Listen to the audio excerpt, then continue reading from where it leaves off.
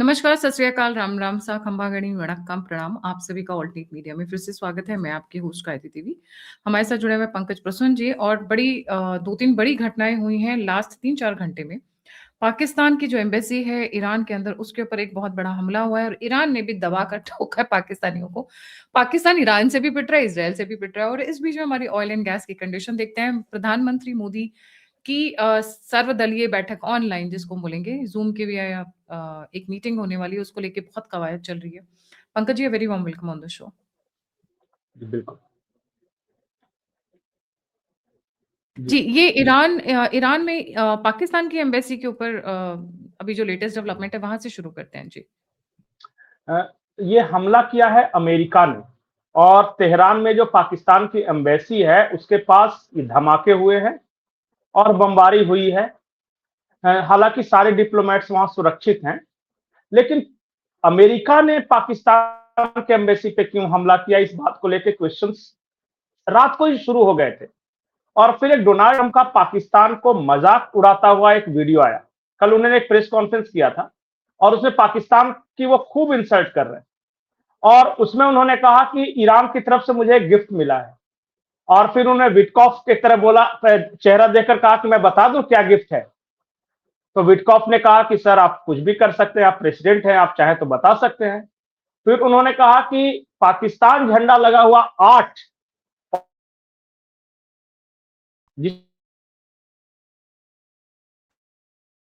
जहाज पाकिस्तान, लेकिन हमने उन पे कब्जा कर लिया और वो हमारे पास आ गए। और ये 8 ऑयल टैंकर्स हमारा गिफ्ट है। ये कल डोनाल्ड ट्रंप ने कहा है। उसके बाद सुबह सुबह आज ईरान के प्रधानमंत्री जो गाची साहब है, उनका बयान आ गया कि पाकिस्तान भरोसे के लायक नहीं है, पाकिस्तान ने धोखा किया है हमारे साथ। और मुझे लगा कि वो रेफरेंस दे रहे हैं, वो जो ऑयल टैंकर अमेरिका चले गए इसी वजह से वो नाराज होंगे कि हमने पाकिस्तान के लिए भिजवाए थे, वो अमेरिका कैसे चले गए। और इसके बाद अभी अभी एक पाकिस्तान का जहाज आ रहा था कच्चा तेल लेके, उसको ईरान ने मिसाइल मारकर वापस पीछे धकेल दिया है। यानी अब even Pakistani oil tankers are not allowed, strait of Hormuz से वो पास नहीं हो सकते। पहले से ही एनर्जी क्राइसिस से जूझ रहा है पाकिस्तान और फिर ये हालत हो गई। तो कहने का मतलब यह है कि एक तरफ अमेरिका बम बरसा रहा है, दूसरी तरफ ईरान से भी गई, ये दोनों में से किसी के तरफ से नहीं। अब दोनों का भरोसा खो दिया इन पाकिस्तानियों ने। कल तक ईरान को यह लग रहा था कि चलो भाई, कम से कम पड़ोसी देश एक ऐसा देश है जो कि अमेरिका की मदद नहीं कर रहा। और अब जो पाकिस्तान के लिए ऑयल टैंकर गया, अगर अमेरिका के पास पहुंच गया है तो इसका मतलब पाकिस्तान ने खुद ही दे दिया होगा। ईरानियंस को ऐसा लग रहा है और अमेरिका को यह लग रहा है कि मुझे तो बहुत भरोसा था, मैंने तो इसको अपना फेवरेट फील्ड मार्शल बोला था, अभी तक ये हमारे लिए युद्ध में उतरा नहीं है।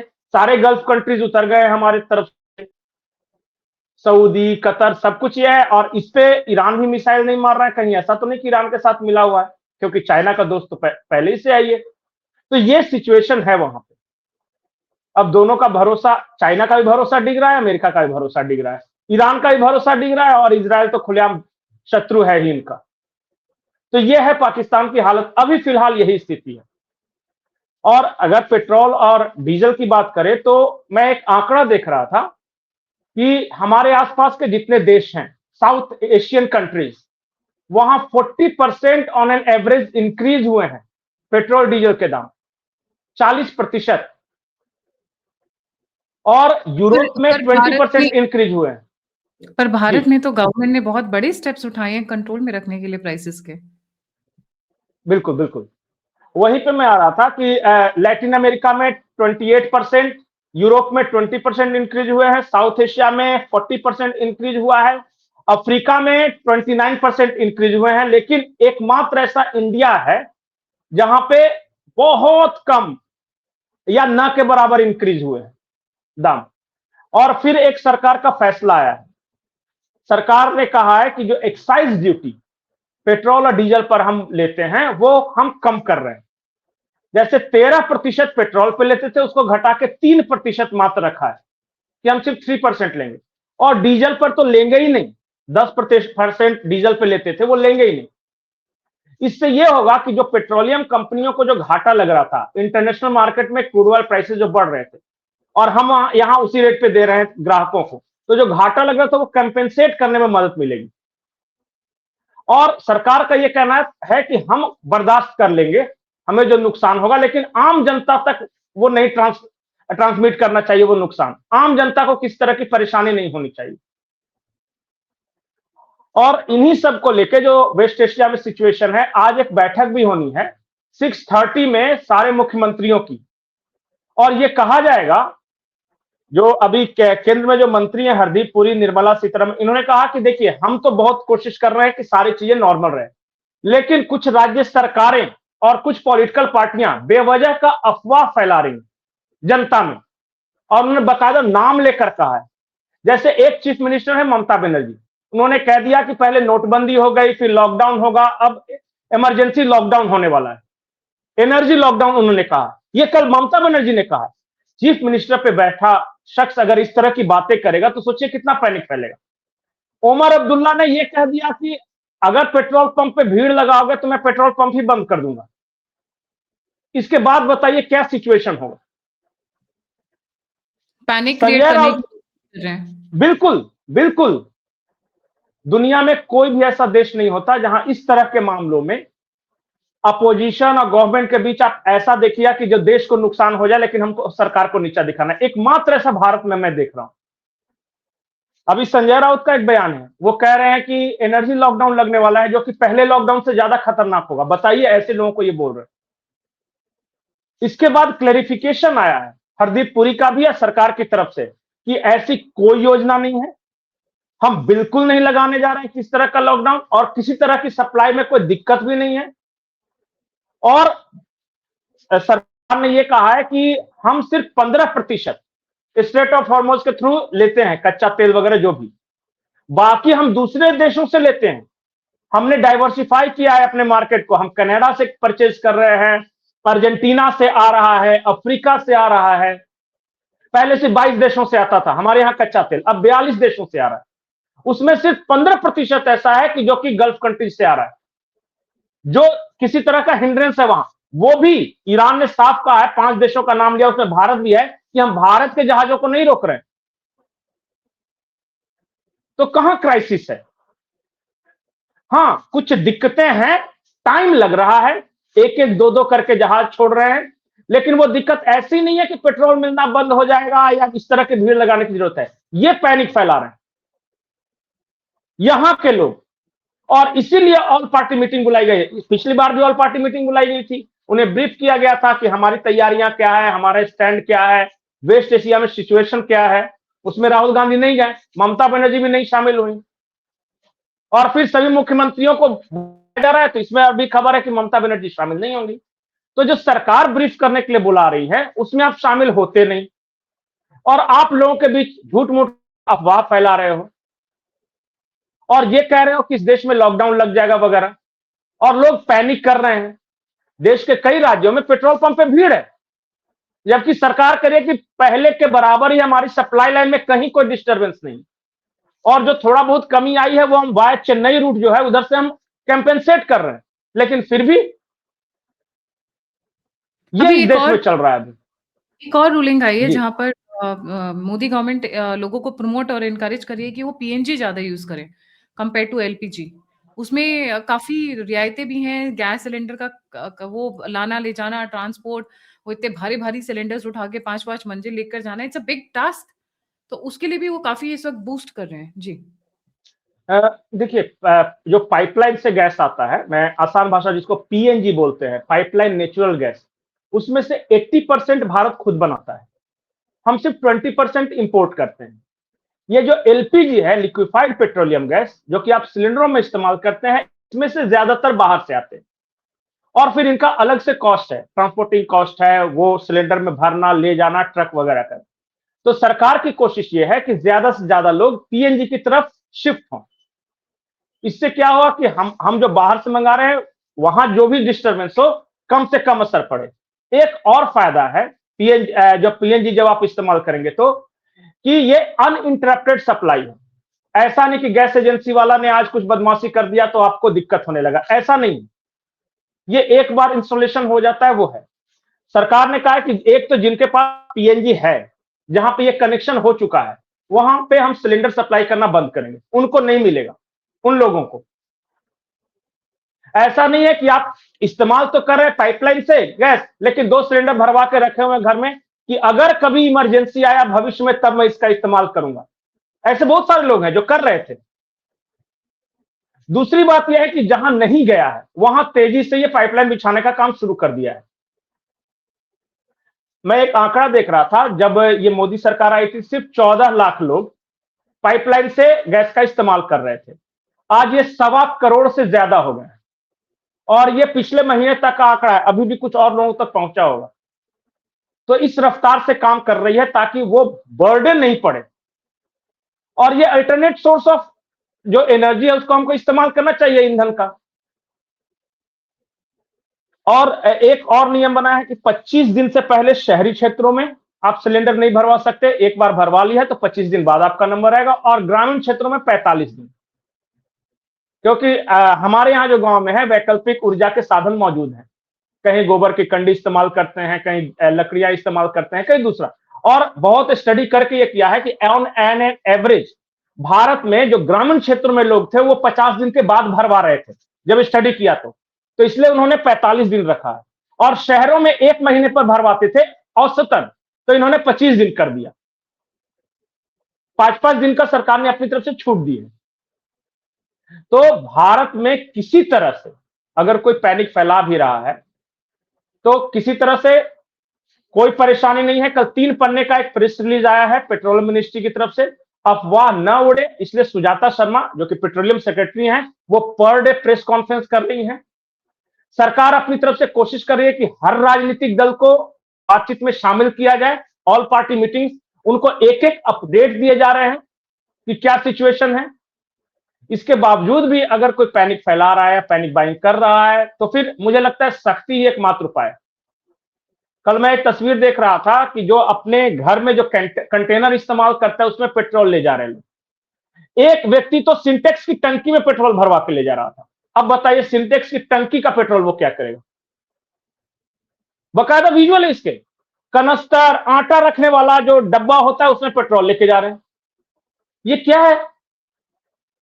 और इससे आप क्या कर लेंगे? आटा रखने वाला डब्बा में पेट्रोल कितने दिनों तक रहेगा? खुद ही उड़ जाएगा। तो ऐसा नहीं करें प्लीज। और देखिए 140 करोड़ लोगों का देश है। 140 करोड़ लोगों में से अगर 2-4 करोड़ भी इस तरह अगर मिस्टीरियस एक्टिविटीज में आ गए तो किसी देश की जनसंख्या के बराबर हो जाता है। ये बहुत मुश्किल होती है किसी भी सरकार के लिए चीजों को मैनेज करना। और फिर पॉलिटिक्स आप देख ही रहे हैं, सिलेंडर में जितना ब्लैकयर पकड़ा गया है उत्तर प्रदेश में, वो या तो मोहम्मदन था या समाजवादी था। आप देखिए जहां छापेमारी हुई, मध्य प्रदेश में पकड़ा गया वो कांग्रेस का नेता निकला, छत्तीसगढ़ में पकड़ा गया वो कांग्रेस का पूर्व पार्षद निकला। अभी बताने की जरूरत है क्या कि कौन ये कर रहा है? कोविड के टाइम पे जिस तरीके से आम आदमी पार्टी ने ऑक्सीजन सिलेंडर्स और कांग्रेसियों ने ऑक्सीजन सिलेंडर्स दबा के रखे थे जिससे पैनिक हो और कितने लोगों की जान गई है पंकज जी, दैट इज मोर इम्पोर्टेंट। वही सेम मोडस ऑपरेंडी, वही सेम ये लोग रेप्लिकेट कर रहे हैं। इन लोगों को मतलब एक सेइंग है इंग्लिश में, फिशिंग इन ट्रबल्ड वाटर्स। मतलब जब थोड़ा मुसीबत का समय होता है उसी वक्त ये लोग अपनी रोटियां सेकने में, दूसरों की चिताओं पे अपनी रोटियां सेकना, ये इसमें माहिर हो चुके हैं। उस वक्त देश के साथ खड़े नहीं होना है, उस वक्त लोगों को सांत्वना नहीं देनी है, लोगों के साथ हमदर्दी नहीं है, लोगों के साथ इनका प्यार मोहब्बत कुछ भी नहीं है। ये जो मोहब्बत की दुकान खोलने चलते हैं, ये जब मौका मिलता है ना तो चिताएं जला कर रोटियां सेकते हैं। 1984 के riots are just a example that suits the entire thing. जी आप ही बताइए ना कि मैं इजराइल का देख रहा था जो युद्ध में है, उसका अपोजिशन लीडर को देखिए, उसका स्टैंड देखिए, या दुनिया के किसी भी देश में देख लीजिए कि अपोजिशन का भी स्टैंड का है। और भारत में क्या है बताए? उस ऑक्सीजन सिलेंडर का क्या किया होगा जो स्टॉक में अपने यहां रखे हुए था? बाद में तो कोई इस्तेमाल में नहीं आया इनका, लेकिन उस ऑक्सीजन सिलेंडर की कमी की वजह से कुछ लोग मर गए। उससे उन्हें फर्क नहीं पड़ता ना, दैट इज सेड, दूसरों की चिताओं पे रोटियां सेकना। बिल्कुल, उसमें इसलिए तो मैं ये बोल लोग रहा अभी भी पंकज जी, एक दूसरा अगर मैं बोलूँ, एक दूसरा पॉइंट ऑफ व्यू क्या हो सकता था? ठीक है, तुम कांग्रेस का ही झंडा लेकर चलते। आप आम आदमी पार्टी का ही झंडा लेकर चलते। आप बोलते कि आम आदमी पार्टी देखिए आप लोगों को ये सुविधाएँ दे रही है। वो भी एक तरीका था पॉजिटिव इमेज बनाने का। No, hmm. बट ठीक है, अपन जैसे जयललिता क्या करती थी? अपने नाम से राशन बँटवाती थी, अपने फ़ोटो अपनी पार्टी के नाम से। आप अपनी फ़ोटो अपनी पार्टी के नाम से ही करवाते तो लोगों की जान बचती, वो आपको दुआएँ देते, उनकी साथ पुश्तें आपको वोट करती। बट व्हाट डिड यू बिल्कुल। डिसाइड? ब्लैक मार्केटिंग करके, होर्डिंग करके मोदी गवर्नमेंट पे ब्लेम डालना। अभी भी मैं कह रहा हूं कि अगर कांग्रेसियों को या आपियों को, समाजवादी को लग रहा है कि लोगों को दिक्कत है, तो आप अपने कार्यकर्ताओं को बोल दो कि गैस एजेंसी से संपर्क करके सिलेंडर पहुंचाना शुरू करें। लोगों की कमी हो रही है आप और खड़े हो लोगों को जाओ, कहे कि बेंच पर नहीं नहीं खड़े हो। आप मेरे यहां शिकायत करो और अगर आपके नहीं मिल रहा है तो मैं सुनिश्चित करूंगा कि आपके यहां पहुंचे। इस तरह से मदद कर सकते हैं। तो नहीं, स्टॉक करके रखा हुआ। एक मोहम्मदन था मुरादाबाद वाला, पता चला 121 सिलेंडर वो रखे हुए हैं अपने गोदाम में ताकि लोगों को नहीं मिल सके। और बताइए। वो समाजवादी पार्टी का नेता था, जिला स्तर का। अब बताइए, इस तरह के लोग रहेंगे तो क्या किया जा सकता है? अभी वो पैनिक फैला रहे हैं कि लॉकडाउन लग जाएगा, लॉकडाउन लग जाएगा। आप लिटरली, कल मेरे पास 2 फोन आए और ये उन्होंने ये कहा कि एनर्जी लॉकडाउन लगने वाला है क्या भारत में? मैंने कहा नहीं, ऐसी तो कोई बात नहीं। तो नहीं नहीं, आपको नहीं पता है, देखिए सब जगह चल रहा है। मैं भी देखना कौन कह रहा है, तो पता चला ममता बनर्जी कह रही थी, संजय राउत कह रहा है, ये सागरिका घोष कर रही है, राजीव सरदेसाई की वाइफ, वो संसद भवन के सामने। मैंने कहा उनको कैसे पता? प्रॉब्लम क्या है ना, मोदी गवर्नमेंट भी बहुत ढीली है इन लोगों के साथ में। मतलब इन लोगों को पनिश नहीं करती, इन लोगों के खिलाफ कोई एक्शन नहीं लेते, तो इन लोगों का हाथ आप जब दंडित नहीं करते हो, तो उन लोगों का मनोबल बढ़ता है कि और उससे आगे जाकर एक और एक्सट्रीम कदम उठाएँ। देयर हैज़ टू बी जब सर्टेन रूल्स एंड बस आप सिर्फ एसेंशियल कमोडिटीज़ एक्ट अगर आपने पास कर दिया है, तो इसका मतलब नहीं है कि लोग फॉलो करेंगे एसेंशियल कमोडिटीज़ एक्ट। आपको बिल्कुल। उसको उसको बाय टूथ एंड नील कराना पड़ेगा, डंडे के ज़ोर पर और जेल के ज़ोर पर, पुलिस के ज़ोर पे करवाना पड़ेगा। वो ये करवाते नहीं है। ठीक है? यहाँ पे कहीं न आप कहीं ढीली है आप कह बीजेपी। रहे हैं मोदी सरकार ढीली है और अपोजिशन कह रहा है कि तानाशाह है, लोकतंत्र इनका खतरे में आ जाएगा। एक बार भी जरा सा भी कोई पनिशमेंट दे। एक नेता अगर कोई झूठ बोल रहा है, जैसे कि संजय राउत आज झूठ बोल रहे हैं कि लॉकडाउन लगने वाला है और नहीं लगने वाला है, अगर उनको जरा सा उठा ले तो देखिए लोकतंत्र कैसे खतरे में आ जाता है। दिक्कत यह है ना इस देश में कि बिना कुछ किए हुए ही लोकतंत्र खतरे में है। अगर थोड़ा सा भी स्ट्रिक्ट हो जाएंगे कि भाई, अगर कोई नेता, कोई आदमी अफवाह फैलाते हुए पकड़े गया, अगर उसको पनिश करने लेंगे तो बताइए क्या करेंगे इस सब? ऐसे ही तानाशाही का आरोप है। अब वो मतलब सोनिया गांधी भरपेट भरपेट गालियां भी दो और तानाशाह भी बोलो। हॉस्पिटल हॉस्पिटल वो चिट भी मेरी पट भी मेरी वाले स्टाइल में हो, तब सोनिया गांधी बिल्कुल। हॉस्पिटल से पूरा, वैसे तो शायद वो पूरी अच्छे से बैठी हुई खा पी मजे कर रही होंगी, पर तब वो लगाकर वहां से मास्क लगाकर माइक में बोलूंगी लोकतंत्र खतरे में है तो उनका गंगाराम हॉस्पिटल से देखिए ना, इन्होंने गंगा में विश्वास किया ना इन्होंने राम में विश्वास किया, और कौन से हॉस्पिटल में पहुंची? गंगा राम हॉस्पिटल में पहुंची। भगवान की और लीला सबसे अपरंपार। सबसे अच्छी बात यह है कि 3 दिन पहले राहुल गांधी कह रहे थे कि मैं अपोलो के डॉक्टरों से मिला, मुझे एक भी दलित एससी एसटी नजर नहीं आए। 3 दिन बाद भगवान ने उनकी मां को बीमार कर दिया और ब्राह्मण डॉक्टर है वो जो बसु साहब है ना। उनसे नहीं बोला कि आप ब्राह्मण और अरूप ट्रीट नहीं बसु। करोगे? अब क्या कीजिएगा, यही है इस देश में। सोचिए कि इस देश में यह भी चल जाता है कि अगर कोई नेता कह देता है कि तुमको वोट देने का अधिकार छीन लिया जाएगा। इस बार 2024 में कहा था ना, इस बार गीता अगर कह मोदी रही है सरकार आ गई तो वोट देने का अधिकार चले जाए, रिजर्वेशन समाप्त करने, मतलब कुछ भी ब्लंटली झूठ चलता है, लोकतंत्र समाप्त हो जाएगा, ममता इज डूइंग संविधान दैट। को ही मिटा देंगे। ऐसी चीजें भी चल जाती हैं यहाँ। बिल्कुल सही जी। Okay. Thank you so much Pankaj ji for joining. जाने से पहले सभी व्यूअर्स से रिक्वेस्ट है, घबराएं नहीं, ब्लैक मार्केटिंग नहीं करें, होर्डिंग नहीं करें। ट्रस्ट मी, अगर आपके पास सपोज ऐसा सिचुएशन आता है कि गैस खत्म हो गई, तो इंडक्शन तो है ही। तकरीबन सभी के घरों में आज के डेट में इंडक्शन वाले भी काम करते हैं, और नहीं तो अब मैंने तो गांव में देखा था, वो जो ऐसे गोल सा होता था ना, जिसके अंदर रॉड्स ऐसे वायरिंग बनी हुई होती थी, जो इलेक्ट्रिसिटी पे चलता था, नाम भूल गई। वो भी बहुत हीटर बोलते अच्छा। हैं उसको हमारे। हाँ, वो इतना बढ़िया खाना बनता है, क्योंकि भाई हम लोग तो गाँव देहात में गाय बैल वाले घर में रहे हैं। अभी भी जब मैं जाती हूँ तो बहुत सारा हमारा हिस्सा वैसे ही है घर का, जैसे पुराने ज़माने में था। तो वहाँ पे लोग खाना बहुत अच्छे से बनाते हैं। तो don't panic is what I am saying. Don't hoard, क्योंकि जब आप ऐसा करते हो तो एक्चुअली में आप एक स्प्रेड करते हैं उसी एनर्जी को, और उसी तरीके से बाकी के लोग भी रिएक्ट करते हैं। तो हमें रो समझे, बिजली है, नहीं कुछ है तो बिजली तो है ही आपके पास में, खाना आराम से बनेगा। So don't worry about it, don't be in a panic situation. और भारत बहुत अच्छी कंफर्टेबल सिचुएशन में compare to the other countries in the world. Thank you so much Pankaj ji for joining. और जाने से पहले सभी व्यूअर से रिक्वेस्ट है, प्लीज लाइक, सब्सक्राइब और शेयर करना ना भूलें। अगर आप मेरी मदद करना चाहते हैं, सहायता करना चाहते हैं, तो आप दिए हुए नंबर और यूपीआई पे मुझे कंट्रीब्यूट कर सकते हैं। आप मुझसे जुड़ना चाहते हैं, इन्फॉर्मेशन शेयर करना चाहते हैं, तो सभी लिंक्स डिस्क्रिप्शन बॉक्स में। इसी के साथ जय हिंद, जय श्री राम, हर हर महादेव।